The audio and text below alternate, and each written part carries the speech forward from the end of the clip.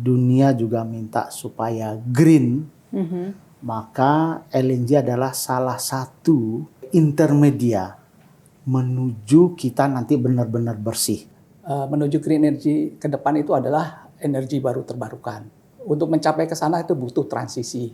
Transisi itu yang dibutuhkan dalam memakai gas. Energi baru terbarukan itu adalah tentu saja seperti dijelaskan tadi adalah solar cell, geothermal, arus laut, dan angin.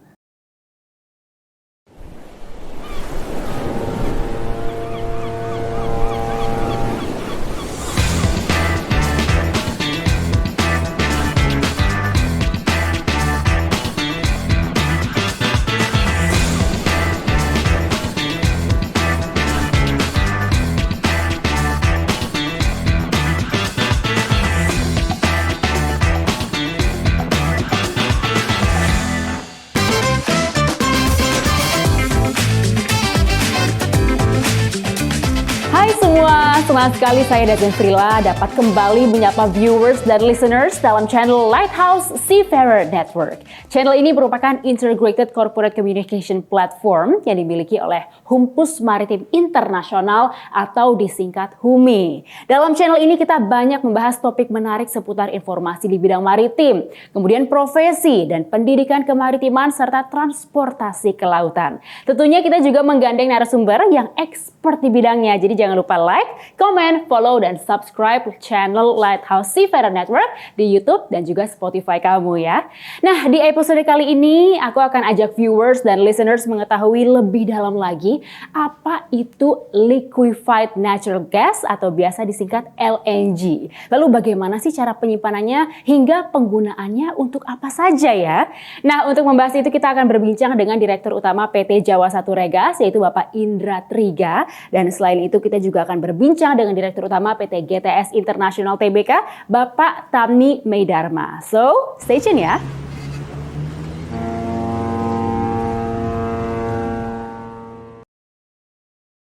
Oke viewers, langsung saja kita sapa narasumber pertama kita, Bapak Indra Triga dari PT Jawa Satu Regas yang merupakan perusahaan pemilik kapal Floating Storage and Regasification Unit atau biasa disingkat FSRU Jawa Satu. Apa kabar Pak Indra? Kabar baik Mbak Dajen. Sehat ya Pak? Alhamdulillah sehat Mbak. Seger banget nih kelihatannya nih. Alhamdulillah.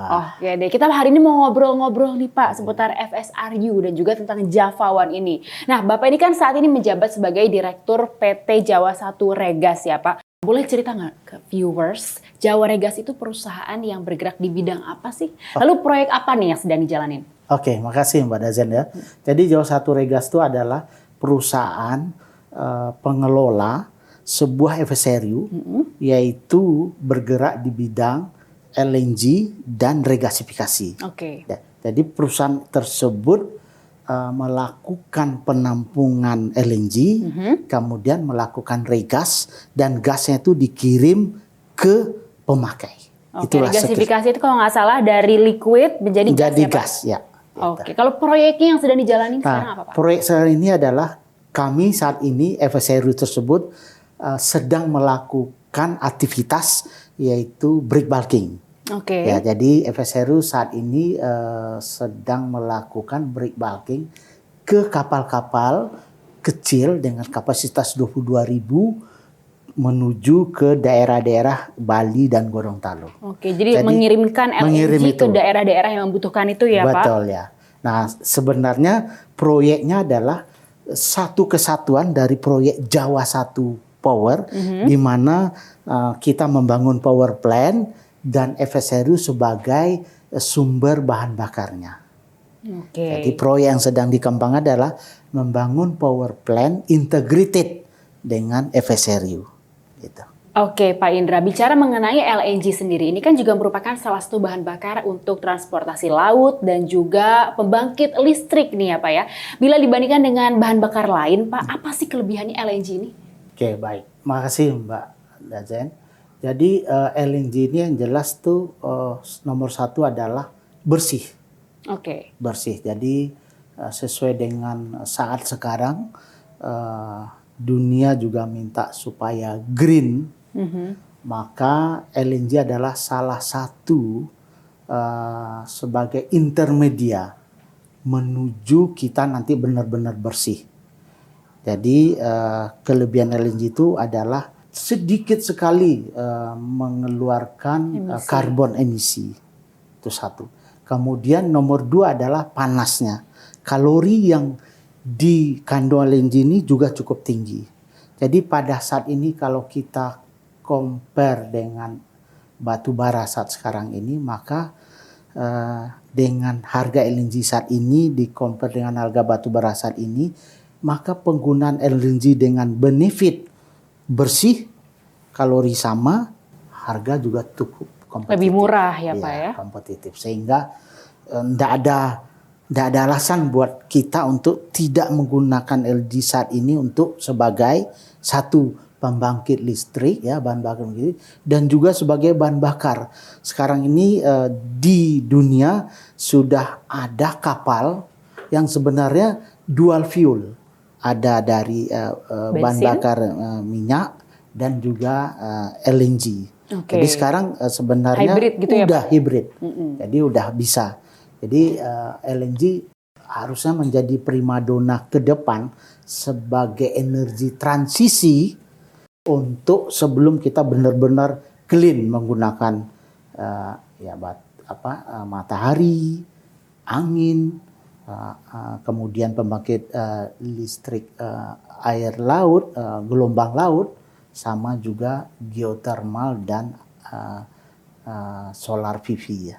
Ya, dengan adanya proyek dari Java One ini kan kita juga mengharapkan tentunya ke depannya akan semakin sedikit yang menggunakan bahan bakar seperti batu bara dan sebagainya ya Pak ya. Karena seperti yang kita tahu juga saat ini global warming sudah semakin parah. Dengan adanya LNG ini kan sangat membantu pastinya untuk kita menjaga bumi kita untuk tetap bersih. Mudah-mudahan. Kita kembali ke FSRU nih Pak. Ini FSRU itu kan regasifikasi LNG juga di dalamnya ya Pak ya. Seberapa besar sih Pak kapasitas dari FSRU untuk menampung LNG? Sampai dengan menjadi listrik dari liquefied gas ini prosesnya seperti apa? Oke, baik. FSRU yang kami miliki punya kapasitas 170.000 meter kubik menyimpan LNG.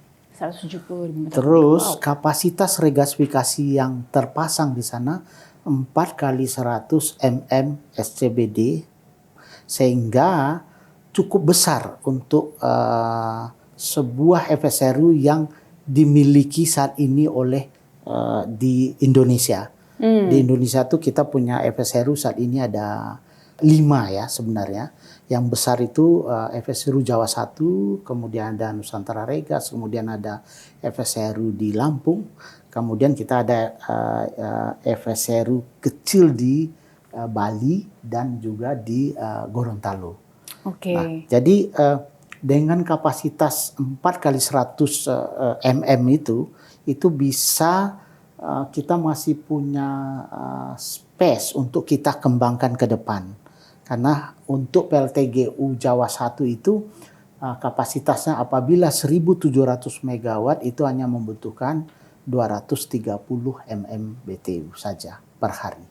Nah untuk saat ini Pak, daerah mana saja sih yang sudah menggunakan LNG untuk membangkit tenaga listrik? Apakah sudah ada daerah di Indonesia yang menggunakan LNG 100%? Kalau saya lihat ini yang menggunakan LNG saat ini itu Sumatera Utara, ya, itu mungkin 30% ya. Kemudian di Jakarta, DKI juga mungkin 20% udah menggunakan LNG. Nah yang hampir mungkin banyak tuh Bali mungkin karena mungkin mau G20 ya. Kita harapkan nanti di saat G20 mungkin pemimpin kita bisa mengatakan bahwa di Provinsi Bali itu udah green energy. Kemudian sebagian kecil lagi di Gorontalo. Jadi udah banyak provinsi di negara kita yang menggunakan kita sebut gas lah ya sebagai bahan bakar untuk pembangkit.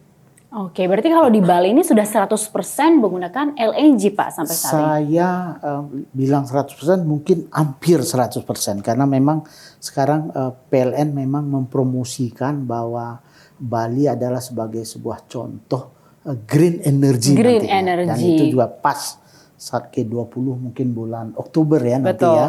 Itu pas sehingga ya Pak Presiden Jokowi bisa menyampaikan Bali, karena mereka juga punya solar PV yaitu dari matahari, dan kemudian pembangkit yang berbahan bakar gas yaitu dari LNG ya. Itu artinya Bali bisa kita promosikan sebagai provinsi yang sudah menggunakan bahan bakar bersih. Green, ya.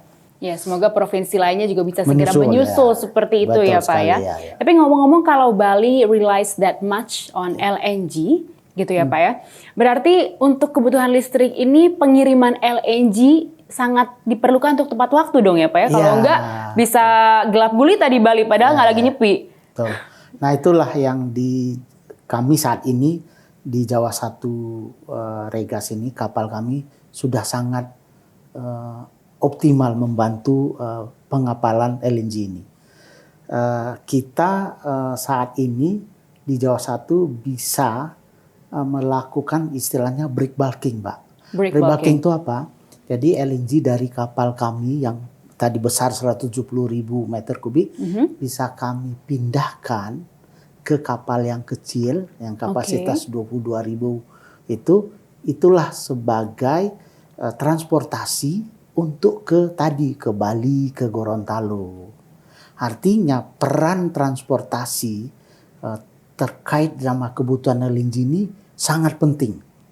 Karena kalau tidak bagus schedule-nya, tidak ready kapalnya, kemudian tidak profesional krunya, itu bisa mengganggu bagaimana PLN untuk mensuplai listrik ke masyarakat apabila kebutuhan LNG atau bahan bakarnya itu terganggu.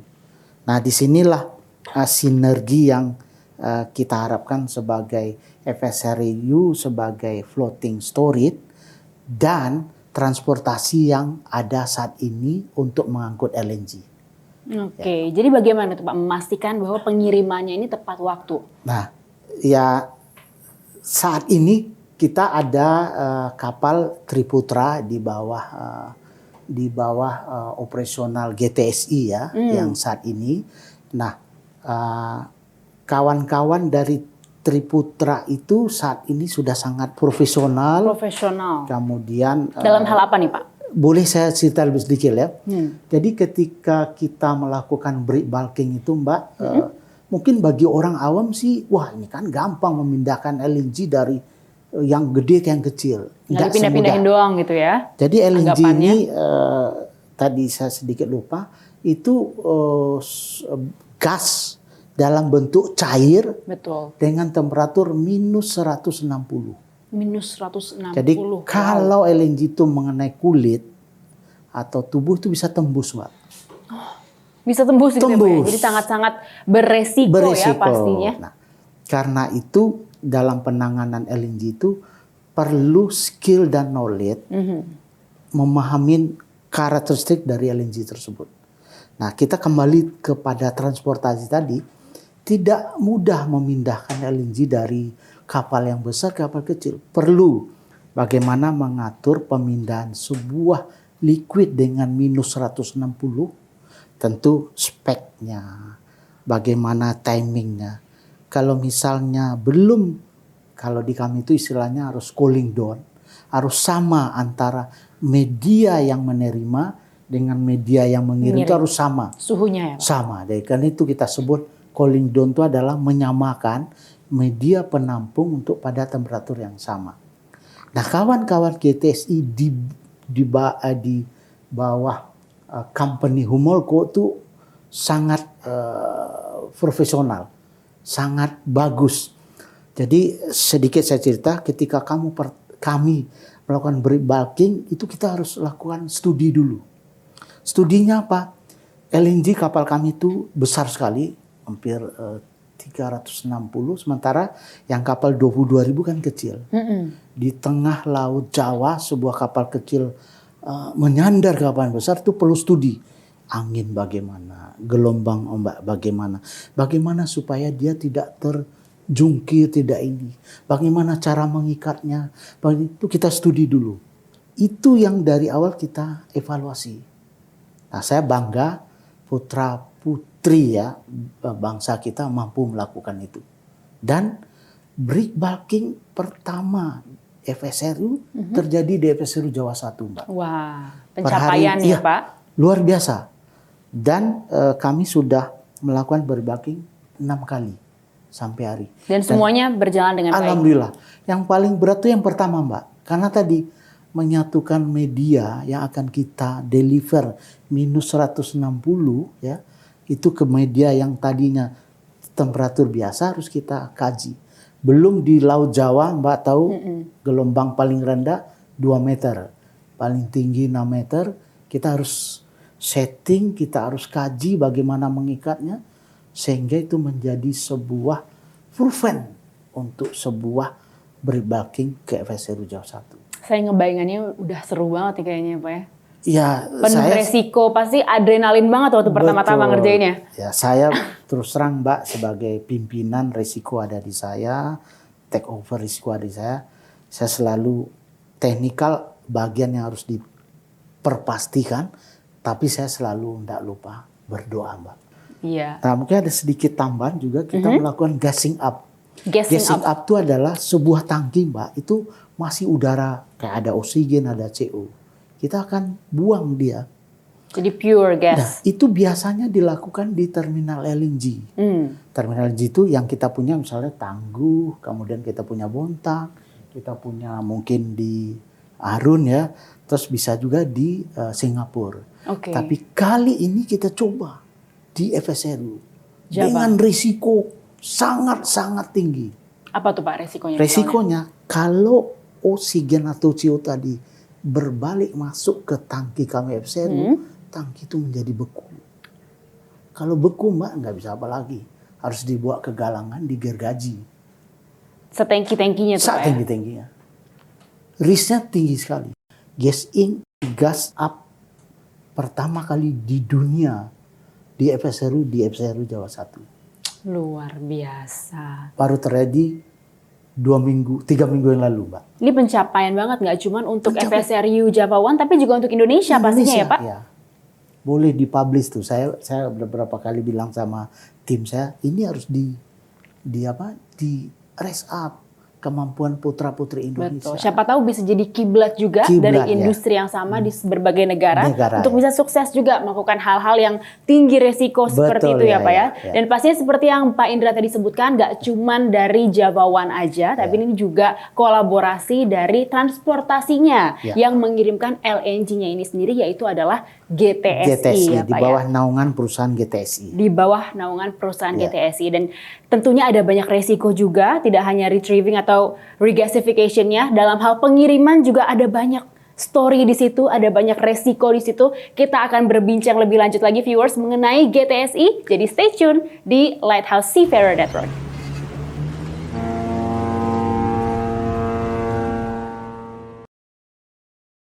Oke, sekarang saya sudah bersama dengan Direktur PT GTS International Tbk, Bapak Tami Meidharma. Apa kabar Pak Tami? Baik, terima kasih Mbak Dasar. Iya, tadi kita udah ngobrol-ngobrol seputar regasifikasi dan juga break bulking bersama Pak Indra. Sekarang saya pengen tanya-tanya seputar transportasi LNG-nya nih Pak Tami. Baik. Nah, mengenai peran GTSI dalam mengangkut LNG ini seperti apa sih Pak? Boleh diceritakan nggak ke viewers? Baik, peran GTSI. Sebenarnya GTSI itu sudah berpengalaman ya, lebih dari 30 tahun untuk mengangkut LNG.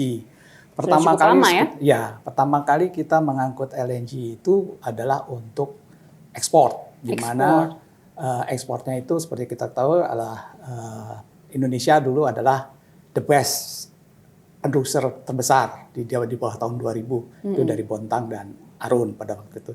Nah waktu itu kita juga ikut dalam mengangkut transportasi LNG ke Jepang dan Taiwan. Oke. Dan saat ini kita juga mengangkut kapal LNG untuk ke Jawa 1, ke Arun, ke Nusantara Rigas maupun ke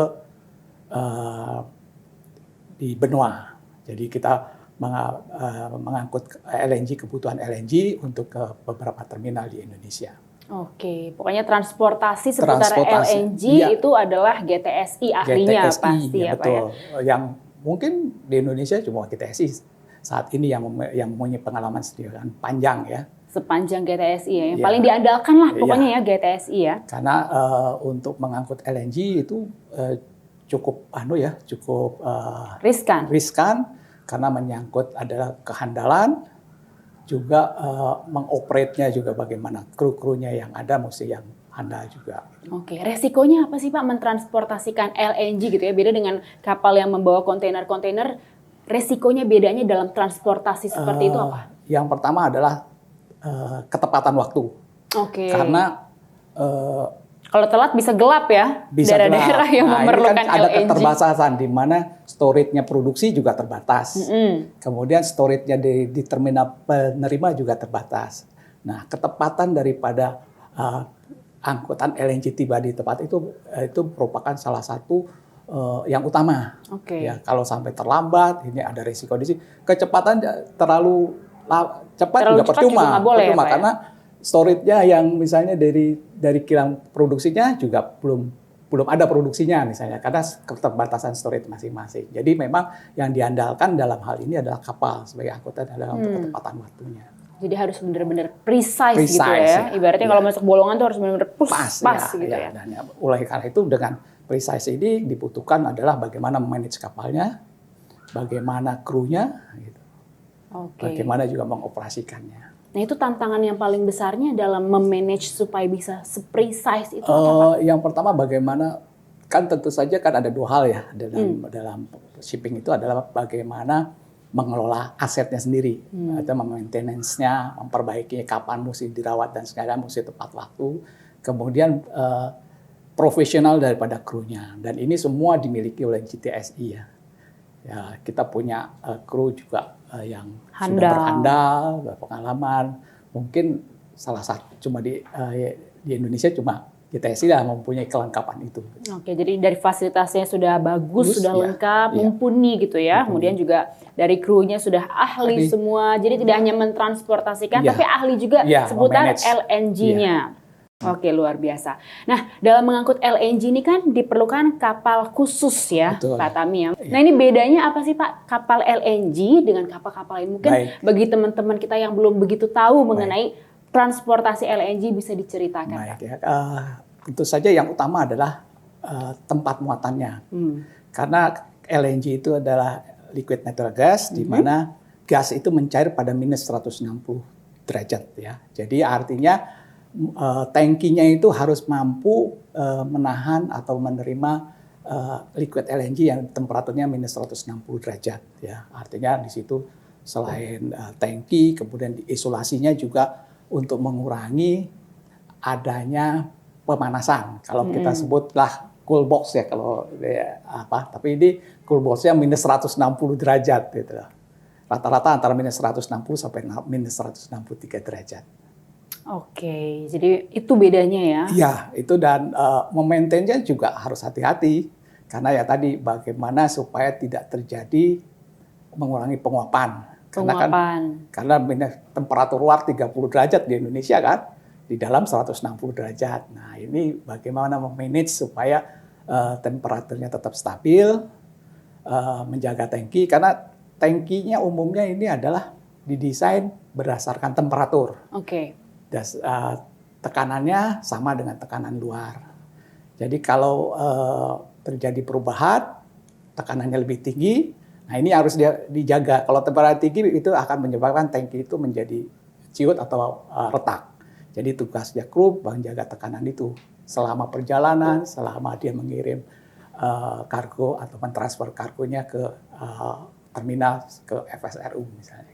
Jadi resikonya tinggi sekali. Cukup tinggi, ya Pak. Sangat banyak hal yang perlu dipertimbangkan dalam sekali jalan aja sekali jalan nggak cuma jalan-jalan transportasi doang, tapi juga benar-benar membawa resiko. Tipe tangki LNG itu ada beberapa ya. Yang pertama itu yang kita sebut MOS type, yaitu tangkinya bulat, di mana terbuat dari antara nikel dengan stainless, ditunjang oleh support yang kita sebut namanya penunjangnya kayak ini ada bola, kemudian ada bulatan kaki 3, kita taruh bola. Nah, bolanya itu adalah tangki LNG, kemudian ditutup oleh isolasi. Yang kedua adalah membran, tetap kotak, ya sama, cuma kita sebut membran, dia dilapisi oleh isolasi dan berapa plat tipis di dalamnya kayak tanker biasa. Tapi keunggulannya dengan kapal-kapal tanker yang lain adalah dia harus bisa mampu di temperatur minus 160 derajat. 160 derajat. Jadi sangat kalau membran itu tipis, cuma ya itu dia materialnya yang khusus. Kemudian tipe ketiga itu yang kita sebut Type C. Dia kayak bisa, charger ya Pak ya, Type C. isotank sebenarnya. Jadi modelnya kayak tangki LPG itu, model apa? Bulat panjang ini.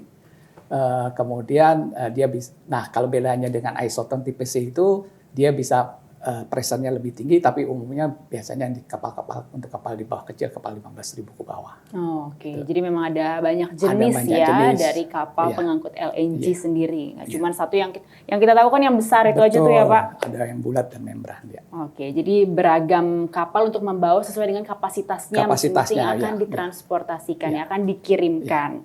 Dan cukup berbahaya ya, karena kita bayangin aja LPG yang 3 kilo aja bisa meledakkan satu rumah. Bagaimana yang sebesar itu? Yang kita punya adalah kapal sekarang Eka Putra yang besarnya 136.000 meter kubik, yang kecil kita ada 22.000. Selain itu kita juga mengoperasikan FSRU di Gorontalo. Oke. Jadi nggak cuma transport aja. Betul, ya, GTSI juga mengoperasikan dan FSRU-nya langsung. ya. Oke, tadi kita sudah ngobrol juga Pak seputar kebutuhan LNG yang harus tepat waktu gitu ya, nggak cuman di seputar FSRU-nya aja atau penyimpanannya aja, tapi juga di daerah yang membutuhkan. Kalau terlambat juga bisa gelap gitu kan, karena kan listrik sangat dibutuhkan gitu ya. Nah, secara jangka panjangnya nih Pak ya, kalau ada kapal yang terlambat, itu bisa apa aja sih dampaknya? Dampaknya ya tadi bisa kalau satu adalah kalau misalnya kita datang terlambat di terminal produksinya, itu menyebabkan kilang itu stop karena dia tidak punya penampungan lagi. Karena biasanya baru dilepas kalau tangkinya sudah memenuhi syarat untuk diangkut. Kalau sampai terlambat, artinya kilangnya bisa stop. Itu satu. Yang kedua, kalau kita terlambat di terminal yang menerima, akibatnya juga dia tidak bisa mensuplai gas ke pembangkit listrik yang menyebabkan juga gelapnya terjadi listrik menjadi padam ya. Oke. Nah tadi kita juga sudah sempat dijelaskan oleh Pak Indra Pak kelebihan LNG untuk menghasilkan energi yang bersih dan juga efisien untuk menjadi salah satu sumber daya untuk listrik dibanding sumber daya alam lain. Kalau menurut Pak Tami nih Pak, bagaimana sih prospek penggunaan LNG untuk menghasilkan energi untuk Indonesia ke depannya, energi bersih tentunya energi bersih, baik. Seperti kita ketahui bahwa emisi dari polusi daripada gas itu 1/40 dibanding dengan bahan bakar minyak ya. 1/40. 1/40. Jadi itu juga mengurangi emisi yang terjadi yang diakibatkan oleh fosil-fosil yang lain seperti batu bara atau minyak. Ke depan seperti kita ketahui Presiden sudah menyatakan untuk green energy ke depan, artinya menuju green energy ke depan itu adalah energi baru terbarukan. Untuk mencapai ke sana itu butuh transisi. Transisi itu yang dibutuhkan dalam memakai gas. Energi baru terbarukan itu adalah tentu saja seperti dijelaskan tadi adalah solar cell, geothermal, arus laut, dan angin. Pak, mungkin bisa dijelaskan juga Pak Tami kepada teman-teman kita nih yang belum well known banget soal pentingnya penggunaan LNG dan kenapa sih kita itu harus berpindah dari bahan bakar yang kita gunakan selama ini menuju clean energy. Baik, seperti kita ketahui karena polusi atau emisi menjadi concern semua negara ya. Apalagi ke depan ini kan ada namanya sales carbon atau kita sudah menandatangani Pakta Tokyo, Pakta Paris untuk clean energy itu satu. Kemudian kita pun juga sumber gasnya di Indonesia masih cukup banyak ya. Kenapa kita harus beli minyak atau keluar, di mana kita produksi minyak sekarang udah import sebagian. Kenapa kita nggak memanfaatkan reserve gas kita untuk kepentingan dalam negeri? Gitu. Dan LNG itu juga tidak hanya untuk, LNG itu adalah gas yang dicairkan ya, di mana antara produksi sama kebutuhan itu berbeda tempat. Jadi itu adalah caranya untuk bagaimana gas itu bisa ditransfer ke pemakai gitu ya.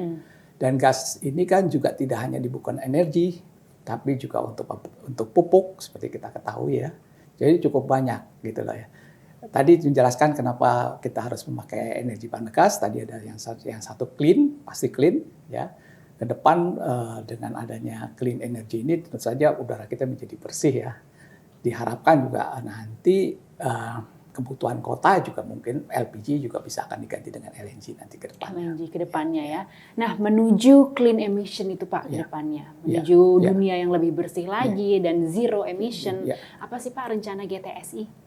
Rencana GTSI adalah tentu saja kita mendukung pemerintah ya, di mana pemerintah itu ke depan kalau kita lihat dia akan merubah seluruh pembangkit yang dilakukan oleh BBM minyak akan diganti oleh gas, terutama LNG karena gas itu adalah produknya, tapi kan LNG untuk supaya dipindahkan ya.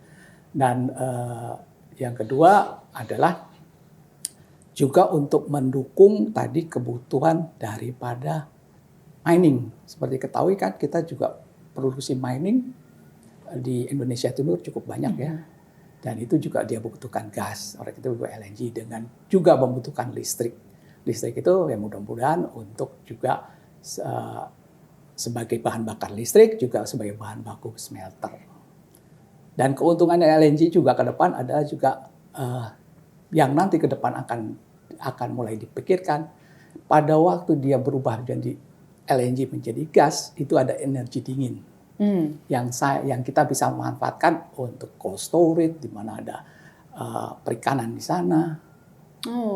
Jadi cukup ada banyak. Long run-nya ya Pak ya. Ada energi lain yang bisa dimanfaatkan. Kita manfaatkan nanti dari penggunaan LNG ini. Ya, dan yang kedua tadi pada waktu kita memanaskan kan, kalau LNG waktu jadi gas kan dipanaskan, itu terjadi perbedaan temperatur waktu kita buang airnya, itu ada perbedaan temperatur mungkin sekitar di bawah 5 derajat.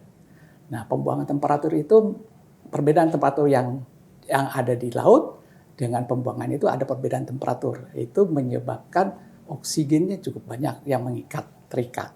Menyebabkan plankton cukup banyak, terakhir menyebabkan ikan-ikan itu menjadi besar. Jadi banyak sih sebenarnya dampak dari energi yang akan terjadi. Jadi rentetan manfaatnya jika kita mulai beralih ke LNG itu akan sangat banyak. Tidak hanya clean energy, clean emission, clean air untuk kita semua, tapi juga untuk laut. Untuk baharinya juga akan sangat baik sekali. Iya, betul. Luar biasa. Tentunya kita akan menantikan momen-momen itu. Semoga kita dapat segera mengkonversikan seluruh energi yang kita gunakan tidak langsung ke solar mungkin, tapi ke LNG dulu yang akan memberikan kita prospek yang lebih baik untuk kehidupan kita, nggak hanya di Indonesia, pastinya di seluruh dunia juga pastinya. Tentu saja kita membutuhkan SDM yang cukup banyak ya.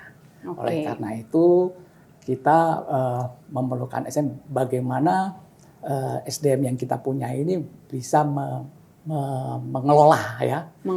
Ya kan? Baik kapalnya yang kelola dari master itu kan sebaiknya orang Indonesia dong ya. Kita sih sudah melakukan semua itu. Tapi ke depan kita juga akan meningkatkan SDM nanti, tidak hanya FSRU mungkin. Nanti juga kita sudah mengelola FSRU di Gorontalo, mungkin di Jawa Satu juga kru kita juga yang di sana. Ya ke depan mudah-mudahan kru kita juga bisa mendunia dengan pendidikan. GTSI mempunyai juga aktivitas untuk meningkatkan ilmu pengetahuan SDM untuk bisa ke sana. Wow, berarti ini juga peluang lapangan kerja juga ya Pak ya untuk generasi ke depannya. Jadi mungkin untuk teman-teman yang anak-anak kuliahan atau belum bekerja ini bisa jadi opsi juga untuk ke depan karena prospeknya sangat besar ya Pak ya.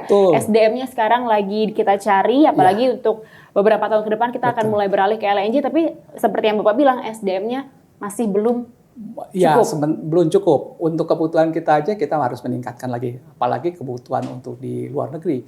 Kebutuhan luar negeri itu cukup besar karena di Eropa pun untuk anak-anak mudanya sudah tidak mau di laut ya. Jadi mereka juga butuh. Asia, Jepang pun juga butuh. Jadi sebenarnya ini peluang bagi SDM kita, bagaimana kita bisa menguasai laut lah dengan orang-orang. Laut. Gitu. Karena gajinya juga gede kan Pak? Cukup besar, cukup besar gajinya gitu.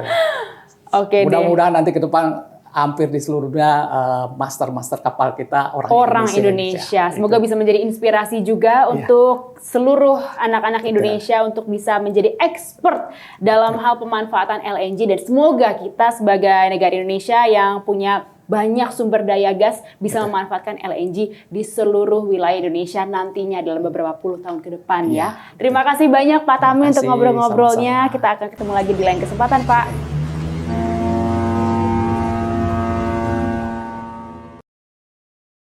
Gimana viewers dan listeners? Seru banget kan perbincangan kita hari ini? Semoga topik kali ini bisa dapat menambah pengetahuan viewers dan listeners tentang LNG ya. Terima kasih untuk seluruh narasumber, terima kasih juga untuk viewers dan listeners. Jangan lupa untuk like dan komen program ini, dan juga ikutin update terbaru dari program Lighthouse Seafarer Network di YouTube dan juga Spotify. Saya Desi Fril pamit, sampai jumpa di episode selanjutnya.